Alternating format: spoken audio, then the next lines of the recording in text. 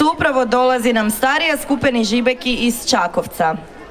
Oni su veseli žibeki, ali sad su i cvjetići.